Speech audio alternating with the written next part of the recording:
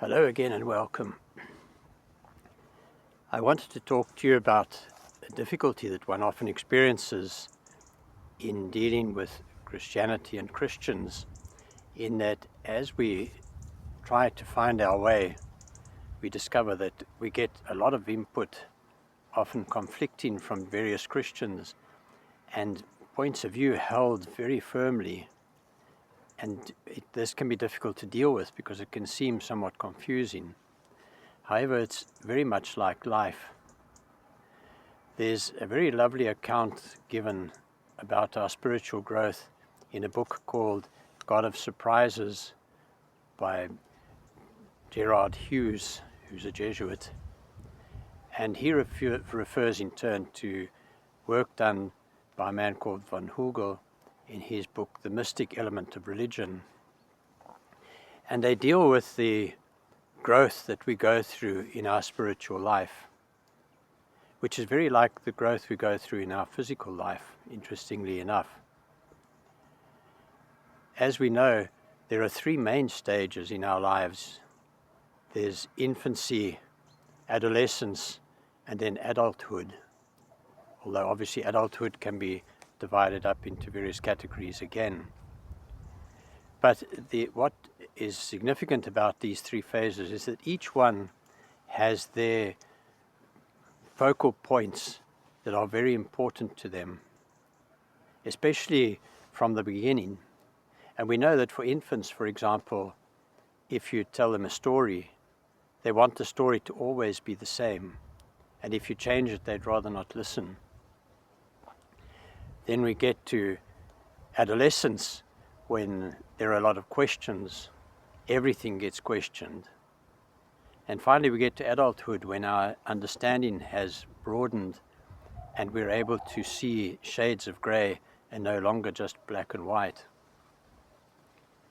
You see, an infant wants the story to stay the same all the time and wants things to be regular because they're gaining information, they're building up a database, if you like, for their lives going forward. And so until they've accumulated all that information that they need, it's very difficult if that keeps changing. And the same is true in adolescence. Adolescents have put together a database, but they very much like to question everything because they finally need to understand for themselves what's true and what's not true. I have, for example, quite often had parents coming to me quite distraught, saying my son or daughter didn't come to Mass with us today. And I always say to them, but remember that the next time they come to Mass, they'll come because they want to come and not because they think you want them to come. And that is a very important part of their development. I also always say there's one thing God doesn't have is grandchildren, because he has only children. All of us are his children, and each one of us must relate to him as such. We then get to adulthood, where we've asked our questions and things start to make sense to us, and we start to see that we can allow differences because of where the person is coming from. As I say, this is very well covered in God of Surprises.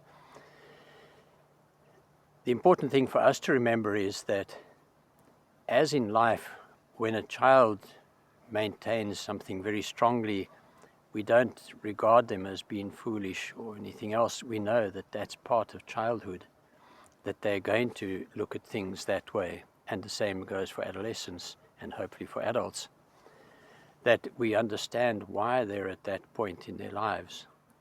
And this is true, we must remember, not only of others, but of us as well. And so as you develop through your life, you too will grow through these stages.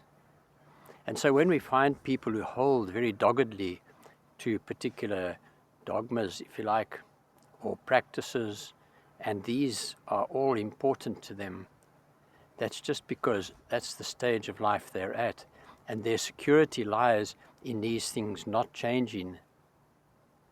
And hopefully they're busy working on development of their own understanding and realizing that God is much bigger than any of our things that we can come up with in the world, and that we are meant to grow in love of everyone, irrespective of where they are on their journey and where we are on our journey.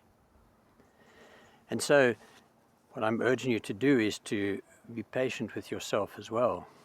If you feel that other people are moving at a pace that you don't like, or that they're giving up on things that are terribly important to you, just remember they may be at a different point in their spiritual growth, and that what's important is that you do your spiritual growth fully, that you go through that period of accumulating the information you need in order to ask your questions. And when your questions arise, ask them. Find someone who can help you. Speak to God about them, and let Him provide you with answers, because it's only in that way that you will come to understand for yourself and grow into a very mature adult type spirituality.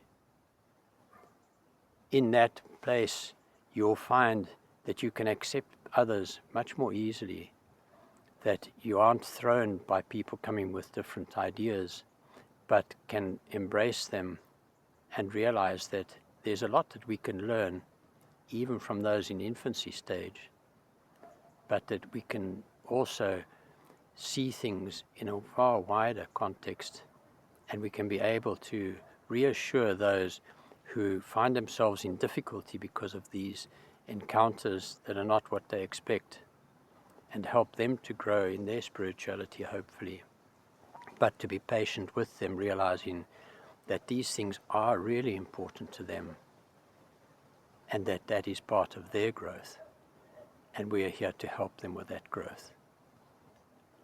And may God bless you.